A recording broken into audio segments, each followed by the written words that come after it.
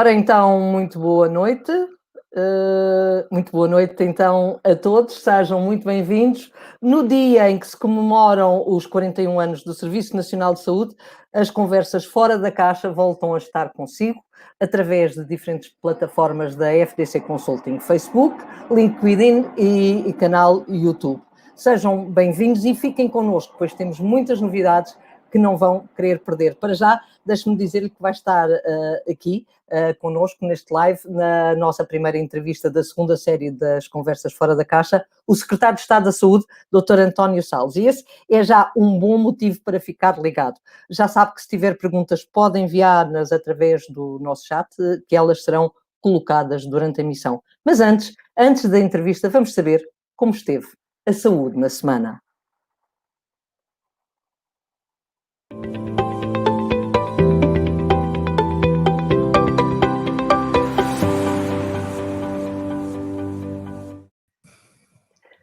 A saúde na semana é um novo espaço da responsabilidade da FDC Consulting e das Conversas Fora da Caixa, onde juntamos dois comentadores que nos vão acompanhar a partir de agora, todas as quintas-feiras, às 21 horas. Hoje é que não é quinta-feira, hoje é terça, mas quisemos prestar, de facto, um tributo ao Serviço Nacional de Saúde, aos 41 anos do Serviço Nacional de Saúde, e por isso antecipámos um pouco. Connosco, dizia eu, passamos a ter dois comentadores que vão analisar a saúde da semana e as questões que estiveram mais em discussão. Esses dois comentadores é o Dr. António Diniz, médico, Dr. Manuel Delgado, administrador hospitalar. Muito obrigada aos dois por terem aceitado este repto e por todas as semanas nos juntarmos aqui. Vai ser muito bom, penso eu. E vamos começar então por analisar esta semana, antes da entrevista com o Secretário de Estado. E acho que isto até pode servir, este preâmbulo até pode servir para a análise da entrevista a posteriori. Dr. António Diniz, comece por si. Comece por si por causa do A, não por nenhuma, é o primeiro, António. E, portanto, dou-lhe primeiro a palavra a si. Como é que foi esta semana em termos de saúde? Boa noite, Marina. Em primeiro lugar, deixe-me cumprimentar o outro comentador residente, a Marina, e especialmente o Dr. António Lacerda Salles, Secretário de Estado da Saúde. É um prazer, eu devo dizer que foi preciso chegar a esta idade, não digo qual, para me estrear nas novas funções, que é comentador residente. Uma coisa extraordinária que eu estava habituado a ver era na televisão. Pronto. Mas então, como é que foi a semana na minha perspectiva? Para mim seria impossível iniciar esta conversa sem me referir ao dia que hoje comemoramos. É evidente. E para mim é um gosto especial estar aqui naquele que é o dia que comemora o Serviço Nacional de Saúde. Acho que a forma mais singela e talvez mais simples de comemorar isto, na minha perspectiva, é deixar os três certos de duas entrevistas do Dr. António Arnaud, justamente reconhecido a nível político como o criador do SNS. E que dão não só a dimensão daquilo que foi o início do SNS, da sua atividade, mas também a sua dimensão humana. E então eu diria, a primeira é, palavras de António Arnaud, assume orgulhosamente a responsabilidade política do SNS. Mas quer dizer, em nome da verdade, que não tenha responsabilidade técnica. O modelo e as linhas doutrinárias estavam traçadas na Constituição. E a responsabilidade técnica e a organização pertencem a uma comissão, especialmente a Mário Mendes e a Gonçalves Ferreira, médico que em 1971 começara verdadeiramente a fazer o SNS ao criar os primeiros centros de saúde. As duas outras passagens reportam-se a uma entrevista à revista da secção regional do Centro da Ordem dos Médicos em junho de 2016. E a primeira diz António Arnaud: mas antes de levar o projeto à Assembleia da República fiz um despacho, publicado em Diário da República, segunda série, em 29 de setembro de 1978, criando desta forma o SNS. Todos têm direito à saúde. Todos podem recorrer aos hospitais gratuitamente e têm participação medicamentosa. Desta forma, e pela primeira vez, o acesso aos cuidados de saúde passou a ser universal geral e gratuito. Foi por esse despacho que foi o princípio do SNS. Nasceu filo não por ser jurista, mas por ser poeta. E, finalmente, o terceiro excerto é: o SNS não ficou feito com a lei. Sem ela, não havia SNS, do qual, orgulhosamente, assumo a autoria. Mas é feito todos os dias por profissionais, a começar pelos médicos e enfermeiros, e muitas vezes desfeito pela classe política e interesses dominantes. Por isso, lanço um apelo a todos os profissionais de saúde, nomeadamente aos médicos, para que não deixem de desfazer o SNS, que o defendam como tem acontecido até hoje. Por mim, digo eu agora, subscrevo o apelo, este apelo desde há 40 anos. Não por ser um poeta, mas apenas por acreditar que é sempre possível construir um mundo melhor. Muito obrigado, Dr. António Diniz. Isso quer dizer que é atual, não é? Que as palavras de António Arno há 40 anos continuam atuais. Continuam atuais e levam-nos para a importância que o SNS tem tido ao longo destes anos e para a importância que ele continua a ter hoje. E leva-nos também para essa expectativa. Agora, na minha perspectiva, as últimas palavras, como viram, eram minhas, para aquilo que é o futuro melhor. E que é o segundo tema desta reflexão inicial, porque se for a ver, também hoje, 15 de setembro, se reiniciou o estado de contingência em todo o território continental. E desde ontem, os alunos iniciaram o seu regresso às aulas e, em alguns casos, os seus pais à sua atividade laboral presencial. Neste contexto, as medidas a adotar foram, aliás, objeto da comunicação do Primeiro-Ministro no passado dia 10 de setembro. E é isso que eu vou agora ocupar o tempo a falar. Na minha opinião, já o expandi anteriormente, partimos para esta nova etapa em déficit. Não conseguimos aproveitar o verão, o encerramento das escolas, a diminuição da atividade laboral, as características climáticas com menos temperatura e radiação ultravioleta, a dispersão populacional, para verdadeiramente conseguirmos minimizar o risco de transmissão do SARS-CoV-2. Os números com que aqui chegamos comprovam. Mas devo, antes de mais, tornar claro que, na minha perspectiva, as medidas apresentadas pelo Primeiro-Ministro são corretas. E, nos seus traços gerais, devem merecer o esforço de todos na sua aplicação. Ok.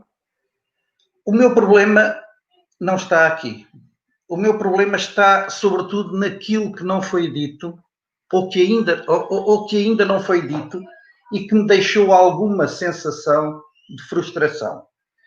Porque era uma oportunidade de ouro, estávamos a apresentar o reinício de um novo ciclo e, na minha perspectiva, era necessário ter ido mais longe.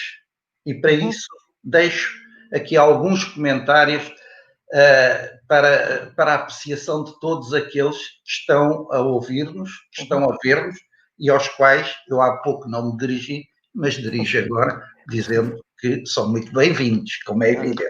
Claro. Em primeiro lugar, olha, estas medidas deviam estar integradas num plano de ação geral de abordagem de todo o período do outono e inverno. E esse plano já devia estar publicado. Estamos a uma semana do outono. E assim ultrapassava o selo que se lhe cola muitas vezes de respostas avulsas para problemas do momento. Ou seja, assegurava-nos a nós, população, que a resposta tinha sido global e atempadamente preparada, antecipando aquilo que era possível antecipar, estabelecendo um todo que era coerente e claro para todos os portugueses e onde estas medidas são uma parte. Este devia ter sido o enquadramento. Okay.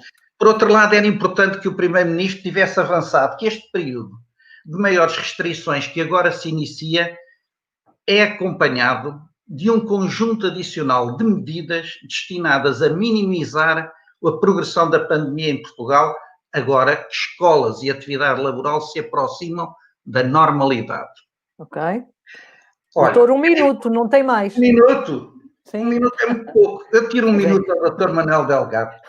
Estou a brincar. Não sei se ele vai gostar. Não sei se ele vai gostar. Olha, era importante ter ido mais longe e termos ouvido, por exemplo, como o Governo está empenhado em acompanhar o desenvolvimento e aplicação de testes rápidos para o diagnóstico de Covid-19, capazes de efetuar o teste em 30 a 45 minutos, tendo já encetadas diligências, por exemplo, e com outros parceiros ou com outros países, porque este é um elemento que vai ser fundamental para quebrar as cadeias de transmissão. Até ao aparecimento da vacina, muito do nosso sucesso vai passar por esta estratégia.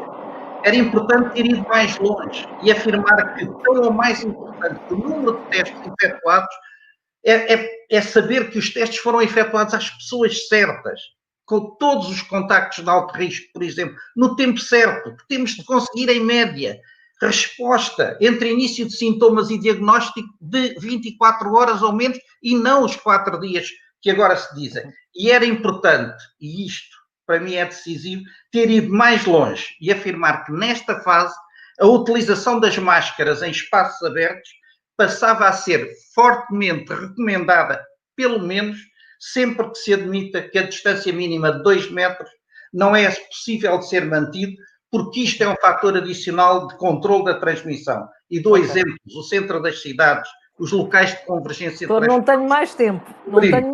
Não tenho mais tempo. É que se não tem mais tempo, eu fico-me por aqui. E já falamos. Se não era o primeiro-ministro a dizer isto, se não era o primeiro, e eu acho que podia ser, alguém o devia ter dito. Muito obrigada. Doutor Manuel Delgado, está por aí connosco? Está. Bom, sim, senhor.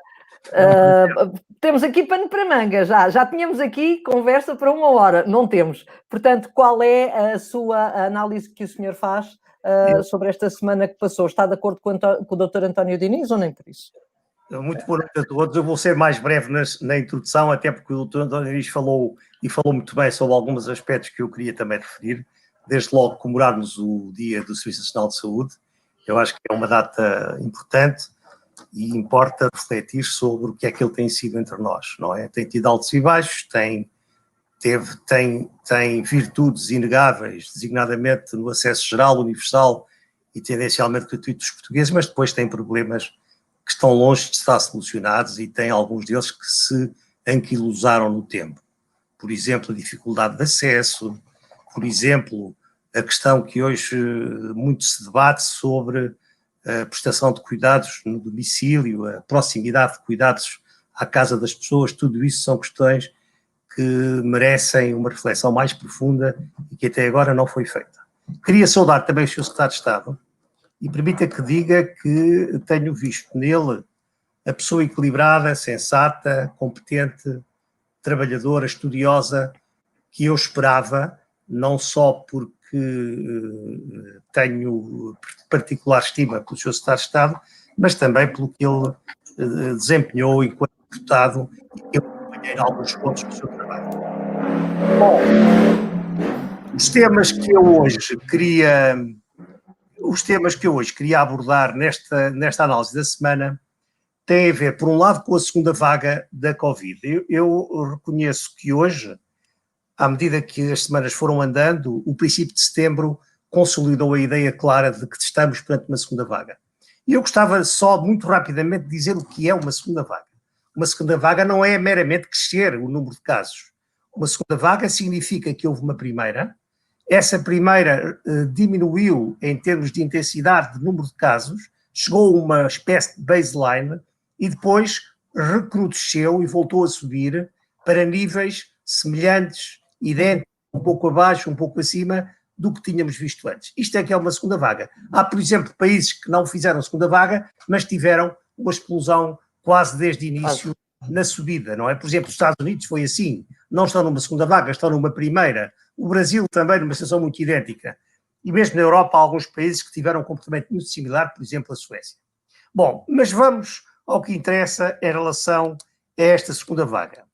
Eu gostava de dizer que ela tem características diferentes da primeira em muitos aspectos. Desde logo, porque embora o número de casos aumente, a tendência de crescimento nos óbitos, nos internamentos e nos doentes críticos é bastante menor.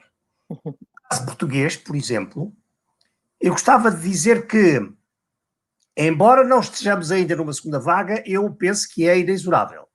Mais dia, menos dia, vai-se consolidar uma segunda vaga em Portugal, justamente porque chegamos a um ponto mais baixo, com cerca de 130, 140 novos casos por dia, e hoje já vamos nos 600 e tal, e rapidamente podemos atingir os valores máximos que atingimos na primeira vaga, e eu recordo que nessa altura, em média semanal, atingimos os 780, 790 novos casos diários. Mas há uma nota curiosa. Nós neste momento, exatamente neste momento, estamos com 70% do valor máximo da primeira vaga, em novos casos, mas estamos apenas com 33% de casos internados face à primeira vaga. Estamos com 22% de internamento em cuidados intensivos face à primeira vaga. E estamos apenas com 13% dos óbitos face à primeira vaga. Ou seja, eu diria que em todos os indicadores ainda temos margem para poder progredir até atingir a primeira vaga, aos valores da primeira vaga, mas como percebe, nos indicadores de mortalidade, cuidados intensivos e internados, estamos ainda muito longe dos indicadores da primeira vaga. E gostava de fazer a passagem disto para outro tema que tem a ver com o incremento da Covid entre nós e em toda a Europa. É que desta vez os políticos e sobretudo os governos têm tido uma grande relutância em assumir a necessidade de um novo confinamento. Ok.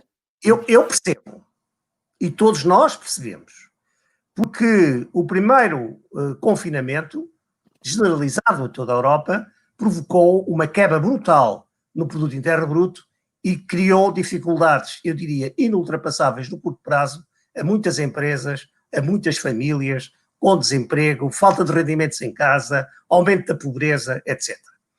É evidente que se a situação do país se agravar, se tivermos os níveis da segunda vaga idênticos à primeira, provavelmente o governo tomará medidas mais drásticas em matéria de confinamento. Mas eu penso que tudo fará, e o primeiro-ministro já o disse, para evitar, em qualquer circunstância, fazer um novo confinamento. Evidentemente que isto tem consequências. Aqui eu queria chegar. Não tenhamos ilusões. Um minuto, doutor. Muito rapidamente, se nós não tivéssemos tomado as decisões que tomamos na primeira vaga, ela continuaria e em vez da média de 700 ou 800 casos por dia, teríamos picos na ordem dos 1.500 ou 1.800 casos por dia. Certeza absoluta. Neste caso, se as decisões que tiverem que ser tomadas no momento próprio não aparecerem, é evidente que esta segunda vaga pode conduzir-nos também a números dessa grandeza.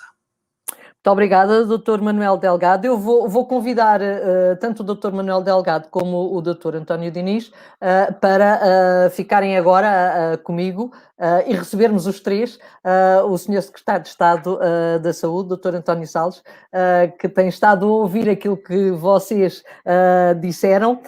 Infelizmente eu ainda queria ter aqui um debatezinho com o Dr. António Diniz e o Dr. Manuel Delgado, mas não temos tempo. E, portanto, chamaria agora para se juntar a nós o Dr. António Salles, penso que ele estará por aí, e quando ele aí estiver, portanto, aí aí está o Dr. António Salles. Sr. Secretário de Estado, muito obrigada por ter vindo mais uma vez, muito boa noite. Eu espero que o Dr. António Diniz e o Dr. Manuel Delgado fiquem também connosco, estejam aqui presentes, para de alguma maneira, se quiserem também colocar alguma questão ao Dr. António Salles para o fazerem. Para já, o Dr. António Salles, como todos sabem, é Secretário de Estado da Saúde, é médico, mais precisamente ortopedista, é conhecido, e isto é aquilo que corre à volta das suas intervenções, particularmente nas conferências de imprensa, com uma pessoa muito calma. Chamam-lhe até, e não sei se o senhor sabia disto, mas chamam-lhe até o secretário de Estado mais zen do atual governo. portanto, não sei se é verdade, se não, no dia-a-dia não sei se as coisas serão assim, seja como for, muito bem-vindo, Sr. Secretário de Estado, e a primeira questão que lhe coloco é, sendo médico, como eu disse, como é que está a viver todo este processo relacionado com tomadas de posição e de decisão enquanto Secretário de Estado relacionado com esta segunda vaga de que falou, de facto, aqui o Dr. Manuel Delgado e também o Dr. António Diniz? Bom, muito boa noite, Nina. Muito obrigado, antes de mais, pelo convite que me foi feito. Também deixe-me cumprimentar o meu colega, o Dr. António Diniz, e também o meu querido amigo, o Dr. Manuel Delgado. E também, se me permite, começar por dar os parabéns aos 41 anos do SNS. Hoje, de facto, é um dia de festa e de celebração. E eu diria, e aproveitaria para dar os parabéns, de facto, em primeiro lugar, a todos os profissionais de saúde, que são, de facto, o coração e a alma do Serviço Nacional de Saúde. E aqui permita-me englobar médicos, enfermeiros, técnicos de diagnóstico, farmacêuticos, nutricionistas, psicólogos, dietistas, dentistas, assistentes técnicos, assistentes operacionais. Eu, se me permite, tenho sempre medo de me esquecer de algum grupo, mas de facto acho que é muito importante que cada um deles esteja bem referenciado, porque foram todos muito importantes, não só agora, já desde os 41 anos, desde o início, mas agora também na linha da frente do combate a esta pandemia, e agradecer-lhes publicamente e reconhecidamente, e hoje dar-lhes os parabéns, porque hoje de facto é um dia de celebração, o dia dos 41 anos, o dia do projeto de António Arnaud, um sonho que é sempre um sonho inacabado, nós sabemos, mas que tem sido de facto um elemento fundamental de coesão social e de coesão territorial na nossa democracia. Relativamente à pergunta que me fez, como é que eu me sinto nesta fase? Olha, eu diria que me sinto com um misto de apreensão, por um lado, e de otimismo, por outro. De apreensão, porque tenho a percepção de que em cada decisão que se toma ou que tomamos, é muito importante que essas decisões sejam decisões acertadas para podermos defender melhor as populações e os profissionais de saúde também. E, portanto, há sempre esta apreensão relativamente às nossas tomadas de decisões. E também com otimismo, porque sendo eu médico e conhecendo bem o terreno como conheço, sei que se forem tomadas as melhores decisões, os nossos profissionais, que são os melhores profissionais de saúde do mundo, serão garantidamente capazes de operacionalizar essas boas decisões. E, portanto, é desta conjugação de boas decisões e dos nossos bons profissionais de saúde que, com certeza, sairão as boas decisões para os nossos utentes, para os nossos doentes e também para os nossos profissionais de saúde. Ok. Sr. Secretário de Estado, vamos falar da segunda vaga e dos números. De facto, os números têm deixado muita gente inquieta, intranquila, e a dizer o que é que se passa, porque é que não conseguimos conter todo este processo, se tivermos condições para isso. Eu penso que até o Presidente da APA, Dr. Alexandre Lourenço, recentemente deu uma entrevista onde dizia isso. De facto, como é que analisa essa questão? De facto, não trabalhámos o suficiente para cuidar deste processo ou de facto não foi possível ir mais longe? Não, eu acho que trabalhámos e trabalhámos muito e os resultados com coerência acho que estão à vista. Mas deixe-me dizer que em relação aos últimos números e à tendência crescente dos últimos dias, embora com oscilações como temos percebido ao longo destes dias, obviamente que essa tendência nos preocupa. Mas é importante referir que destes novos casos, por exemplo, só 10% são acima dos 70 anos e que sendo mais de 50% entre os 20 e os 49 anos. Isto é, por um lado, sinal de que estamos a proteger as faixas mais vulneráveis, porque de facto só 10% é que são acima dos 70 anos, mas por outro lado também é um sinal de preocupação e é um sinal de que temos que ser mais exigentes nos nossos comportamentos individuais e também na nossa consciência coletiva. Eu diria que, de alguma forma, a própria doença está a mudar um pouco de perfil, com esta proporcionalidade dos 10% acima dos 70 anos e dos 50% na faixa entre os 20 e os 49 anos. Também acresce que quando, e há pouco o Dr. Manuel Delgado referiu, quando olhamos para aquilo que são os indicadores dos processos e os indicadores de resultados, o número de óbitos, os internamentos, quer em camas de internamento, quer em unidades de cuidados intensivos, a própria morbilidade decorrente, as sequelas, o número de casos ativos, e isto tem a ver com o número de casos recuperados também, o número total até de casos infectados e também, como há pouco o doutor António Diniz dizia, o número de testes realizados, eu diria, e aqui numa avaliação global, penso que podemos fazer uma avaliação global positiva, retrospectiva, porque de facto parece-me que a situação portuguesa, e eu não gosto de fazer comparações com outros países, porque somos solidários com os outros países também, mas de facto parece-me que é, e temos que ser coerentes e sérios nesta avaliação, parece-me que é uma evolução favorável. Portanto, não perdemos uma oportunidade, é isso que me está a dizer.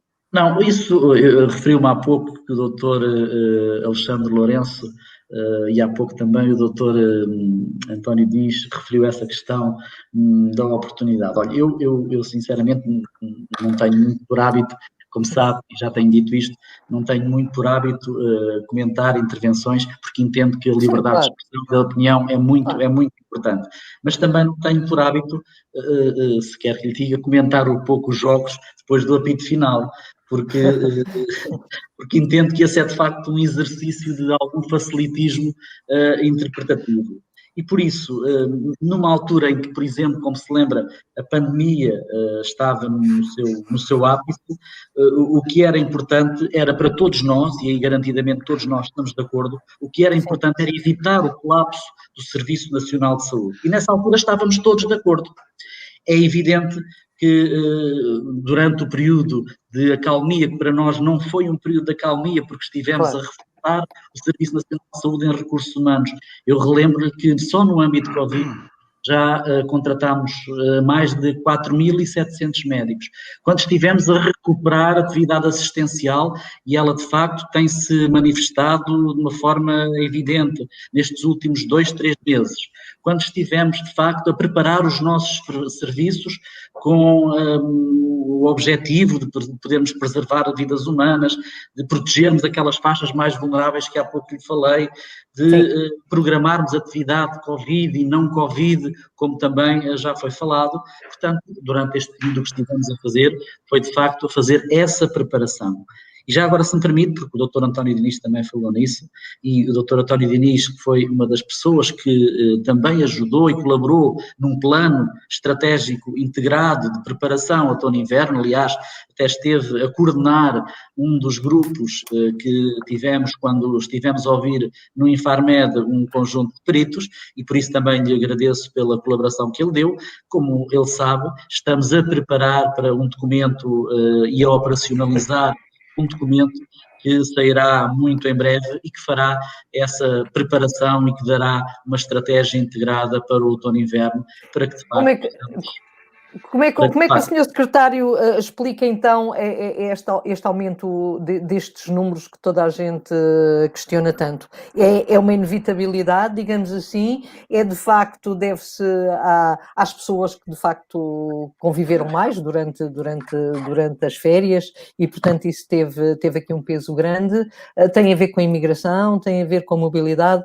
Como é que explica, Sr. Secretário? Tem a ver com um conjunto de fatores, como dizia muito bem, essencialmente tem a ver com um aumento maior da mobilidade e, obviamente, um maior número de contactos sociais, que, por sua vez, tem a ver com o regresso de férias, e, portanto, com maior contacto que as famílias fizeram umas com as outras e provavelmente foram cruzando esses contactos, tem a ver com o início do ano escolar, tem a ver, como disse muito bem, com o aumento da mobilidade social e é garantidamente esse aumento do número de contactos que fez aumentar e poderá fazer ainda aumentar alguns destes números que temos vindo a assistir. Aliás, foi muito interessante quando no outro dia no IFARMED, através de um exemplo de modulação matemática, um especialista e um perito avançava e dizia que se reduzirmos os contactos sociais em 50% em relação à era pré-Covid e os contactos sociais das crianças na escola em cerca de 30%,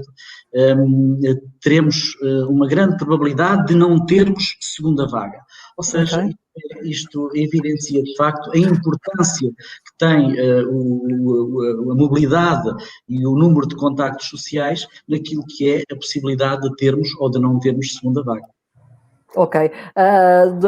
Sr. Secretário de Estado, o Primeiro-Ministro tem referido que não há possibilidades de haver um segundo confinamento, digamos assim. O Dr. Delgado também referiu isso, portanto, que não é apenas uma vontade nacional de Portugal, é uma vontade do mundo inteiro que não haja, de facto, um segundo confinamento. Em todo caso, quando terminou o primeiro confinamento, o Dr. António Costa tinha referido que se fosse preciso, voltaríamos atrás. Estamos numa situação privilegiada em que não é preciso voltar atrás, temos condições para suportar o inverno que aí vem. Como é que os hospitais vão reagir a tudo isto? Olha, deixe-me dizer que o Sr. Primeiro-Ministro não precisa de advogados de defesa. Claro que não.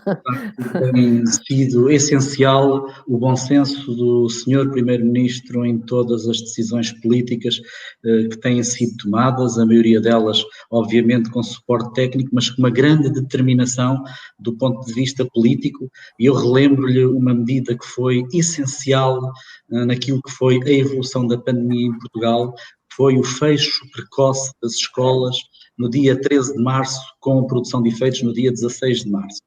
Foi, de facto, fundamental e, sequencialmente, eu diria que a maioria, se não todas as medidas que foram tomadas, foram fundamentais para que se desse esta evolução da pandemia. E, portanto, o Governo, parece-me a mim, que tem tomado as medidas certas, no tempo certo, e essa é a razão pela qual a evolução da pandemia teve, apesar de tudo, uma evolução favorável ao nosso país. Relativamente à preparação dos hospitais portugueses nesta segunda fase e quais são as nossas dificuldades, eu penso, como com certeza quer o Dr. António Diniz, quer os epidemiologistas, quer o Dr.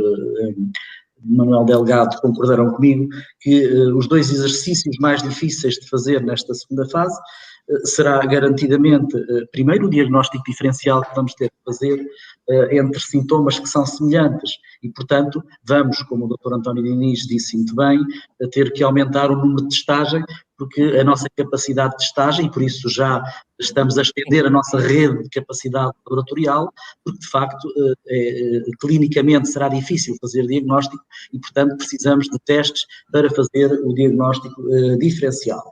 E, por outro lado, também aperfeiçoarmos, melhorarmos, consolidarmos aquilo que são os circuitos nos nossos hospitais, circuitos Covid e circuitos não Covid, para que as pessoas tenham segurança, para que os utentes tenham segurança e não tenham medo de acorrer aos hospitais, porque só desta forma é que vamos ter possibilidade de acorrer, por um lado, àquilo que é a doença Covid e, por outro lado, continuar a ter a nossa atividade assistencial programada não Covid. E, portanto, eu penso que estes serão talvez os dois grandes desafios desta segunda fase. E estamos a trabalhar nesse sentido para criar, de facto, um sentimento de segurança nas instituições e nas populações, de forma a evidenciar também, como disse, evidenciando uma maior capacidade de testagem e circuitos de segurança bem diferenciados. Há um assunto que eu gostava de trazer para esta conversa que estamos a ter, Sr. Secretário de Estado, que tem a ver com a vacinação. E acho que é um problema que, de facto, aflige muitas das pessoas que neste momento nos podem estar a ouvir. Vai haver, de facto, ou pelo menos é essa a intenção do Governo, já foi dito, vacinação em massa. Como é que vai ser feita? Quando vai começar? É uma das perguntas que se coloca. Como está a ser preparada e todas essas questões? Conte-nos tudo. Muito bem.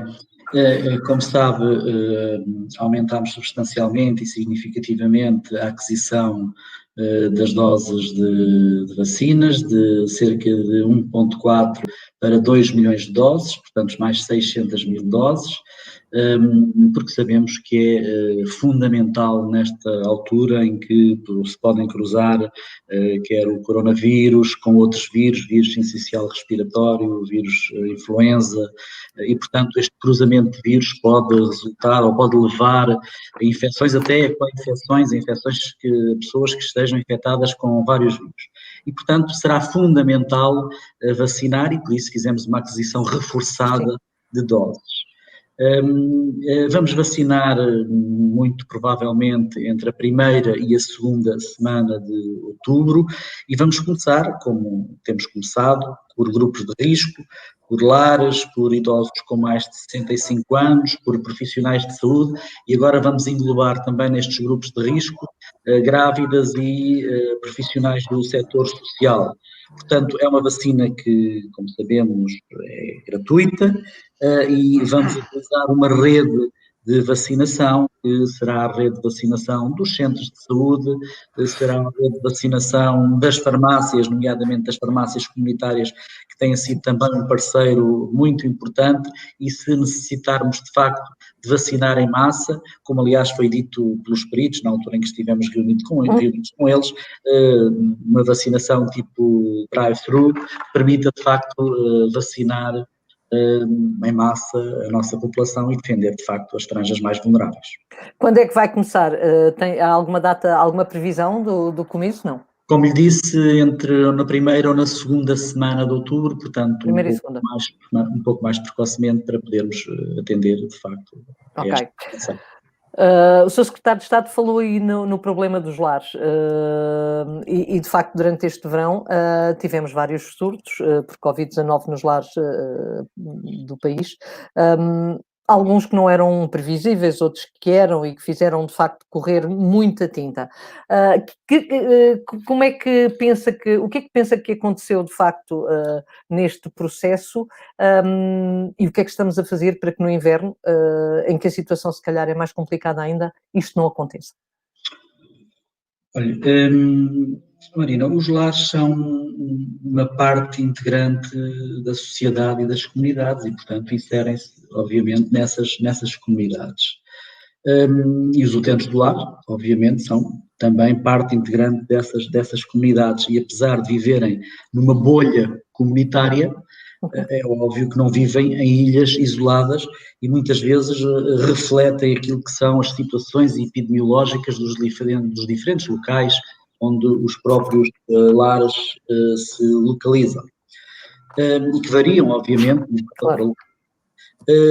Desde cedo também percebemos que estas faixas mais vulneráveis tinham que ser protegidas e daí também as primeiras orientações. Eu relembro que a primeira das primeiras orientações foi em 11 de março com uma orientação que era a orientação 009, relativa a procedimentos de lares.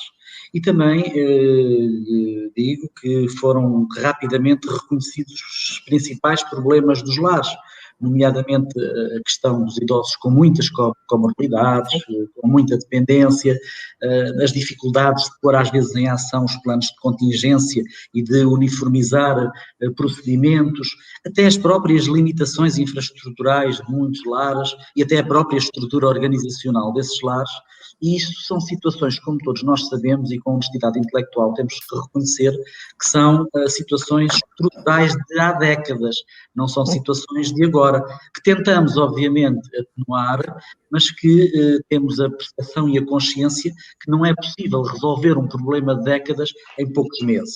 Mas estamos a fazer um esforço grande de requalificação. Relembro os 110 milhões que o Ministério do Trabalho agora colocou na requalificação de muitos destes lares. Portanto, estamos a fazer o nosso esforço, estamos muito empenhados. Relembro-lhe também um despacho recente da senhora Ministra da Saúde, o despacho 4959, que determina que médicos dos ACES possam fazer o acompanhamento daqueles utentes em que não é necessário o internamento hospitalar. E por isso o que é importante agora é olharmos para o futuro e obviamente que se não fizemos tudo bem, eu acho que fizemos muita coisa bem e fizemos uma grande aprendizagem ao longo destes meses. Sr. Secretário de Estado, e como é que, desculpe-me interrompê-lo, como é que deve ser esse futuro? Que papel devem ter, por exemplo, os profissionais de saúde? Que papel deve ter a saúde até dentro destas instituições? Eu diria que os papéis são papéis que se vão cruzar entre diversos setores. Não só dos profissionais da saúde, como da segurança social, como da proteção civil, como das autarquias, e por isso é importante perceber que nesta estratégia tem que existir uma articulação entre todos estes setores e nestas dimensões, dimensão da segurança social, dimensão da saúde, dimensão das autarquias, da proteção civil, etc. Precisamente para identificar aquilo que são situações de risco e aquilo que são desconformidades. Obviamente, como lhe disse, os profissionais dos ACES darão com certeza apoio a estes lares. Temos que criar uma metodologia e uma monitorização com vista também à simplificação do reporte e ao acompanhamento por técnicos daquilo que são situações da segurança social. Relembro-lhe, por exemplo, as brigadas de intervenção rápida que agora há pouco tempo o Ministério do Trabalho fez com a Cruz Vermelha Portuguesa, a preparação da vacinação para estas faixas mais vulneráveis. Outra questão importante que é a identificação de residentes que nas estruturas residenciais para idosos que não tenham médicos de família e que necessitam de ser priorizados nestas listas de utentes. E depois esta estratégia outono-inverno que deverá garantir esta proteção. Também lhe relembro que através do IEFP e do programa, que é um programa que tem o nome de MARES, Programa MARES, que é um programa de apoio de reforço de emergência, que alocou já cerca de 6.800 pessoas a cerca de 1.000 instituições e que foram feitas já visitas mistas de vários setores, cerca de 1.000 visitas, estamos já agendadas e calendarizadas, mais visitas também. Sr. Secretário de Estado, nós temos connosco várias pessoas a seguir-nos e temos aqui uma questão que eu penso que seria importante. Aliás, esta questão é para o senhor e também para o Dr. Manuel Delgado, porque esteve também no governo anteriormente. A questão vem do João Fael e tem a ver com os auxiliares da ação médica. E ele pergunta para quando a resolução de mais de 28.000 ex-auxiliares de ação médica, atuais assistentes operacionais, que são o terceiro grupo profissional e 20% da força produtiva do SNS e que em final de 2008 ficaram sem a categoria e carreira profissional e neste momento a mesma não está regulamentada e até legalizada. Quer responder, uma vez que a pergunta veio até nós através de uma pessoa ligada a este setor? Olha, Marina, eu tenho uma especial sensibilidade para os auxiliares de ação médica, porque trabalhei muito com eles e acho que para o trabalho que fazem, que é um trabalho de grande exaustão, são de facto a classe mais mal paga para o tipo de trabalho que fazem e que é de facto um trabalho extraordinário e que eu desde já reconheço publicamente. Dizer-lhe que relativamente à questão das carreiras, essa é uma matéria que vai estar com certeza em cima das mesas negociais com os sindicatos, que com certeza o mais breve possível iremos iniciar. Como se sabe, houve alguma suspensão, não completamente do ponto de vista formal, sim, mas informalmente eu fui recebendo praticamente todos os sindicatos de todos os segmentos profissionais, muito embora as mesas negociais formais ainda não se tenham iniciado. Sim, mas essa questão das carreiras é uma situação que vai estar em cima da mesa. Também dizer-lhe, para não defraudar expectativas, que a criação de carreiras em geral, e aqui não me vou referir à questão das carreiras dos auxiliares de ação médica, as carreiras em geral, a criação de carreiras não estão, como é sabido, nem nas grandes opções do plano, nem no programa do governo, muito embora estejam até ao final da legislatura a possibilidade de se fazer a revisão de carreiras. E também dizer-lhe que uma outra questão importante, que é a introdução de um ministério, que é o Ministério da Modernização do Estado e da Administração Pública, cuja introdução no processo é muito útil, porque poderá vir a ser importante naquilo que é alguma harmonização transversal ao nível das carreiras da administração pública. E, portanto, aquilo que eu posso dizer ao João Rafael é que o nosso desejo será, com certeza, melhorar as condições a diferentes níveis, quer ao nível de condições de trabalho, quer ao nível remuneratório, se possível, durante a legislatura ou até ao final da legislatura, e, portanto, todas estas matérias estarão em cima, aliás, como tem sido também dito aos sindicatos que representam os auxiliares de ação médica, que todas estas matérias estarão em cima das mesas de negociação. A segunda questão que eu vou colocar aqui, que também é importante e que me parece que é importante e que foi trazida pela Ana Sampaio, Presidente da APDI, uma associação de doentes, diz qual é a estratégia do SNS para retomar as consultas, meios complementares de diagnóstico e tratamento e cirurgias que os doentes crónicos viram adiadas devido aos tempos de pandemia, que infelizmente ainda não acabou. Pergunta difícil, Sr. Secretário de Estado. Sim, mas a estratégia é uma estratégia de ação e é uma estratégia que já está a dar alguns resultados importantes. Eu posso-lhe, por exemplo, dizer que, de facto, durante este período, como é conhecido, só em consultas médicas nos cuidados primários de saúde e comparando o período acumulado de julho de 2020, do período homólogo a julho de 2019, realizámos menos 1.097.000 consultas nos cuidados primários de saúde e, ao nível dos cuidados hospitalares, realizámos menos 999.000 consultas e menos 99.000 intervenções cirúrgicas. E, portanto, reconhecemos que, de facto, há aqui um processo em que temos que acelerar. Mas deixe-me dizer-lhe que, quando olho para os mapas de evolução de recuperação de maio para junho e de junho para julho, noto, de facto, uma recuperação muito significativa, principalmente ao nível dos cuidados hospitalares, quer em termos de consultas hospitalares, quer em termos de cirurgias.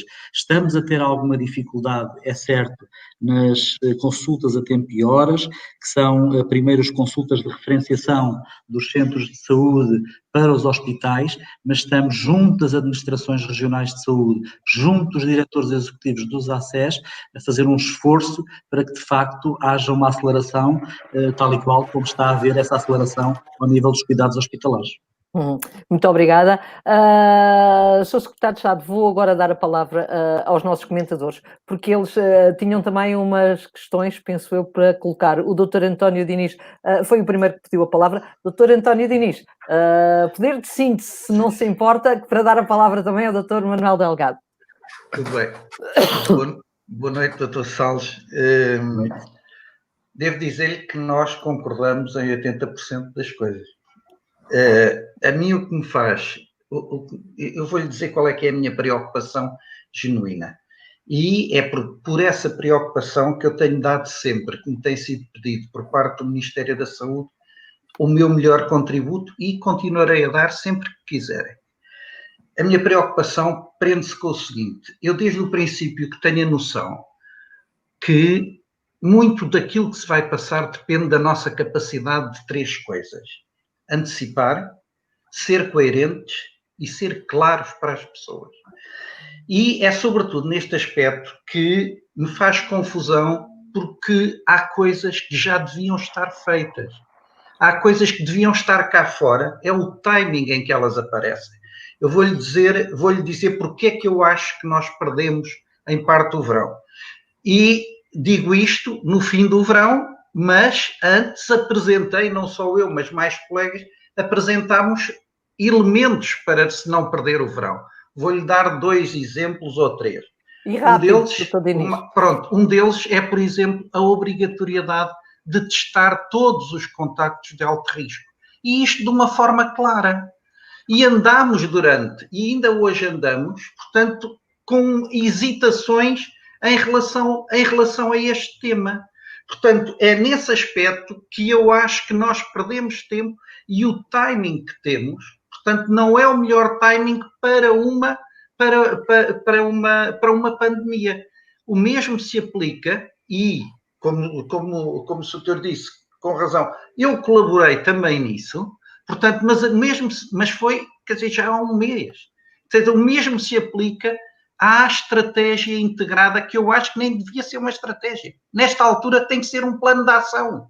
Porque o outono está aí, as escolas já abriram, está a ver? A nossa discordância, e atenção, eu percebo perfeitamente, percebo a sua posição.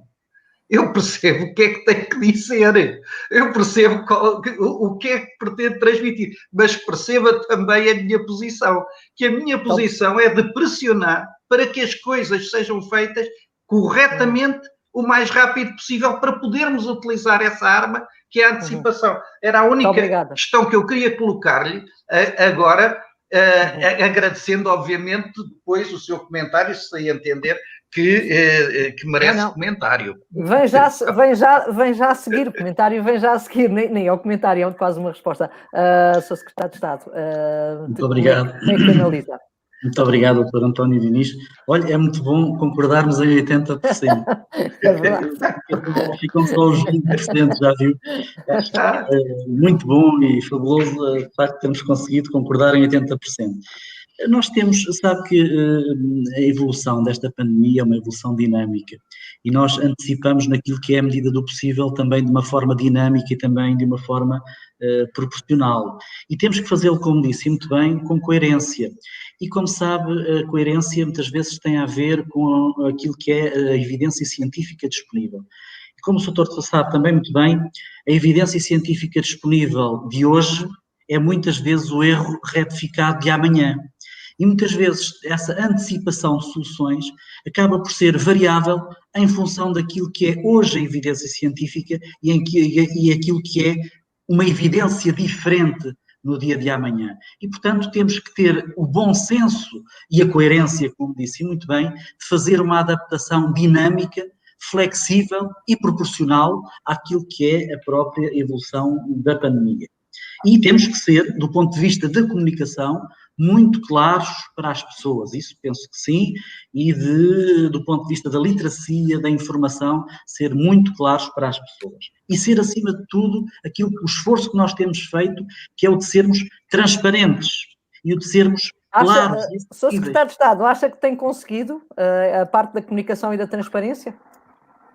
Eu acho, Marina, eu acho que nós temos feito um esforço grande por sermos transparentes, temos produzido toda a informação que nos chega de uma forma transparente e deixe-me dizer-lhe também aqui que a comunicação social nos tem ajudado e tem feito o seu papel, que tem sido um papel também de difusão e de transmissão dessa coerência e dessa verdade, que é a verdade que nós queremos transmitir e que as pessoas tenham toda a informação de uma forma transparente.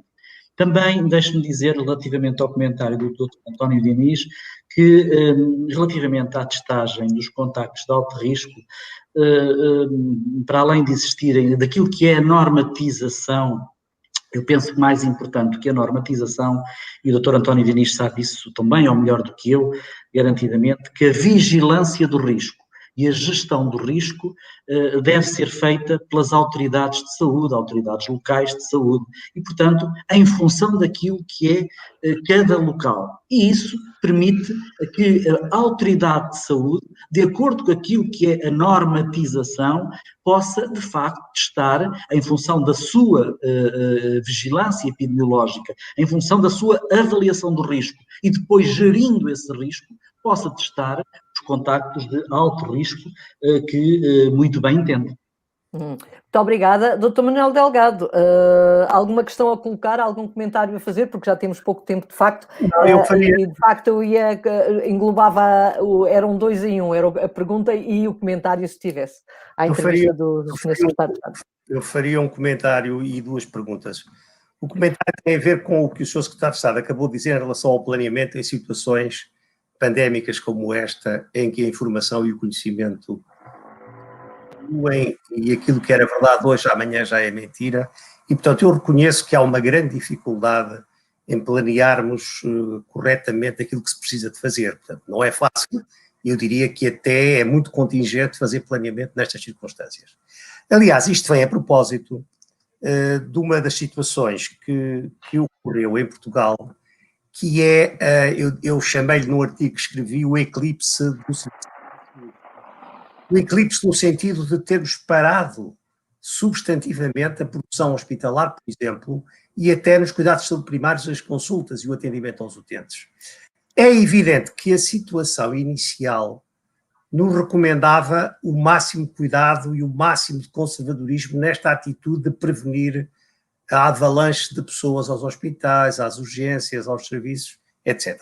Mas, passado algum tempo, percebemos que não.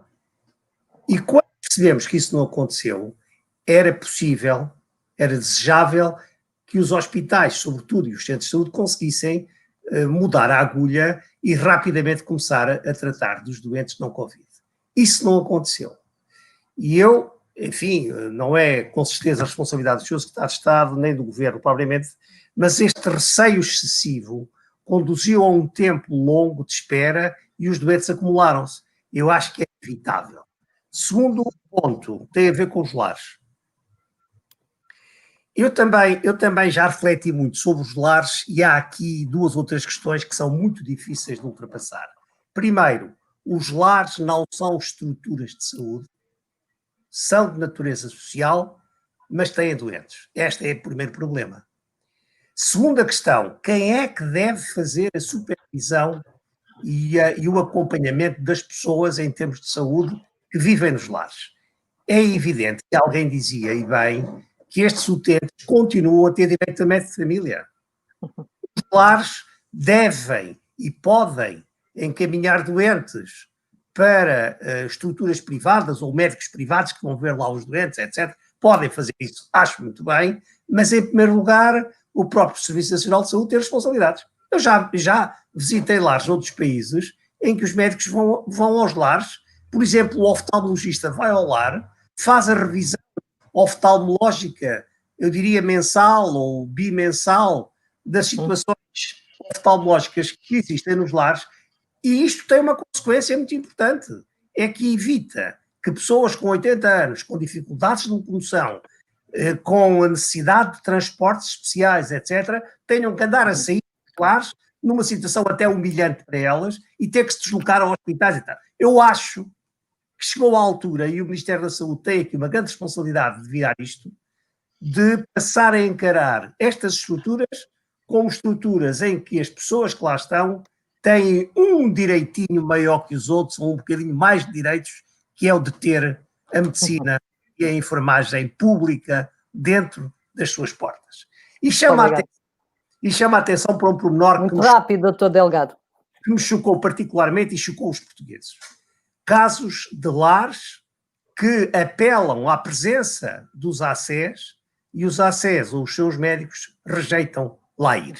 Gostava que o Sr. Secretário de Estado esclarecesse se isto é verdade, como é que isto é possível e onde é que para o despacho que o Sr. Secretário de Estado referiu da Sra. Ministra da Saúde de 24 de Abril. Muito obrigada, Dr. Manuel Delgado. Dr. António Salles, Sr. Secretário de Estado, não sei se teremos muito tempo para isto, mas pelo menos dou-lhe 3, 4 minutos, está bem? Para responder esta É muito rápido, Marina. Bom, quero agradecer ao Dr.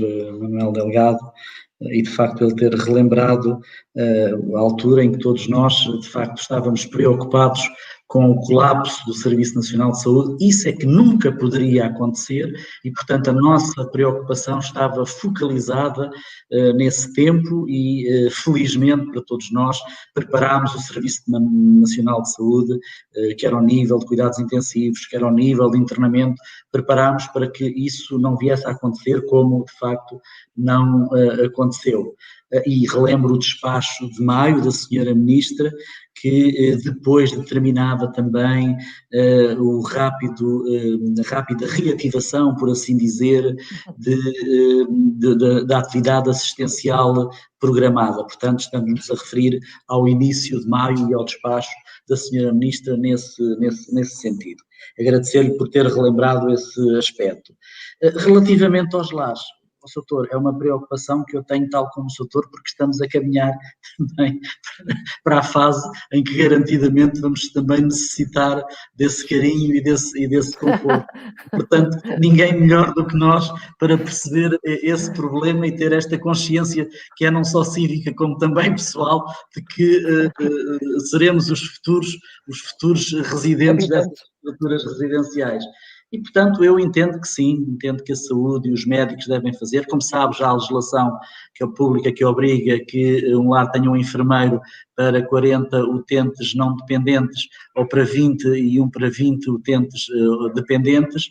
De facto, não há legislação que obrigue os lares a terem médico, mas como sabe e como disse muito bem, os lares, os residentes nas estruturas residenciais para idosos têm direito àquilo que é o seu médico de família e por isso mesmo há pouco lhe disse que estávamos a ver com atenção e a monitorizar aqueles que não tinham ainda médicos de família para criar rapidamente listas prioritárias e apelar de facto a que aquilo que tem acontecido na generalidade do país, que é os médicos dos ACES acorrerem aos seus doentes nos lares, numa ou noutra situação, essa situação de facto não correu bem, todos sabemos a que é que nos estamos a referir, mas de facto a força de um despacho, que é um despacho ministerial, e o doutor sabe bem, é uma força muito grande e portanto tem uma força com peso do ponto de vista institucional, e penso que hoje essa questão está diluída e que todos os médicos dos ACES e todos os profissionais correm com certeza aos seus utentes e aos seus doentes nas respectivas estruturas residenciais para idosos. Muito obrigada, Sr. Secretário de Estado. Estamos no final, já ultrapassámos até 1 minuto a entrevista. Muito obrigada, eu acho que deixou aqui alguma calma, como esperávamos, para os portugueses relativamente àquilo que aí vem. Não temos tempo para os comentários finais, mas temos tempo para uma outra coisa, que é, e iria desafiar aqui os comentadores residentes das Conversas Fora da Caixa para dar uma nota à entrevista do Sr. Secretário de Estado. Que nota é que dão, aliás, a esta entrevista? Dr. António Diniz. Eu vou-lhe dizer que isto hoje é uma coisa absolutamente surpreendente. Vejo-me no papel de comentador residente pela primeira vez e agora vejo-me no papel de Marcelo Rebelo de Sousa. Quem sabe? Isto está a ser algo oxigênio. Eu não, quer dizer, como é a primeira vez e fui apanhado completamente desprevenido, eu não vou tecer muitos comentários, mas vou dizer que será uma nota 7 ou 8 em 10. Muito obrigada. Dr. Manuel Delgado, o que é que achou? 17 a 18. Não, é de 0 a 10, Dr. Delgado. 0 a 10. Essa escala é muito antiga. 8 a 9.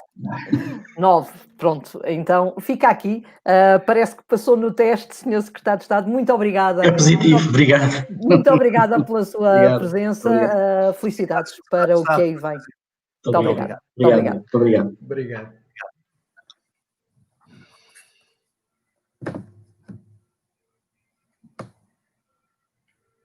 chegamos ao fim da nossa conversa fora da caixa de hoje.